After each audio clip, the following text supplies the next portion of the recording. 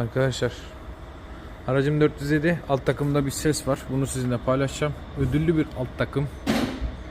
Yani çok malzeme var. Bu yüzden ola ki sesi bulamazsanız veya sese aşina değilseniz diye bir paylaşayım dedim. Bakın, bu görmüş olduğunuz taşıyıcının alt burcu. Taşıyıcıyı şöyle sizinle paylaşayım. Söktüğünüzde daha net belli olacak şekilde bakın şu boşluk var. Bakın oynuyor. Bu aynı zamanda şu şekilde ileri geri de oynuyor. Bakın şu ileri geri hareketini yapıyor.